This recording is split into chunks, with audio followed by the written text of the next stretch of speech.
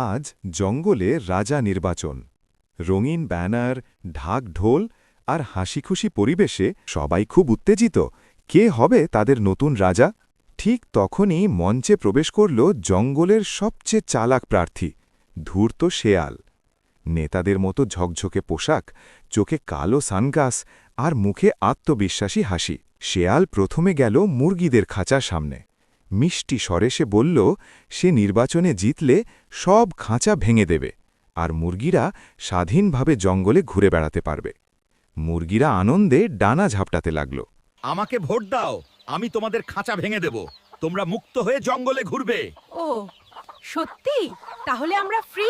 এরপর শেয়াল গেল বানরের কাছে। সে প্রতিশ্রুতি দিল ভোট দিলে প্রত্যেক গাছে লিফট বসবে, আর তোমাদের জন্য এক একটা কলা গাছ। ইয়াহু! আর গাছে উঠতে হবে না। বানরগুলো উল্লাসে লাফাতে লাগল। এভাবে শেয়াল একের পর এক অদ্ভুত আর মজার প্রতিশ্রুতি দিতে লাগল। হরিণের জন্য দ্রুত দৌড়ানোর জুতো, খরগোশের জন্য সুপার জাম্প স্প্রিং। পুরো জঙ্গল হাসিতে ফেটে পড়ল, আর শেয়ালের কথা শুনে সবাই মুগ্ধ হয়ে গেল। শেয়াল কি পারবে নির্বাচনে বিজয়ী হতে? দেখতে চাইলে চ্যানেলটি সাবস্ক্রাইব করুন, দ্বিতীয় পর্ব পেয়ে যাবেন।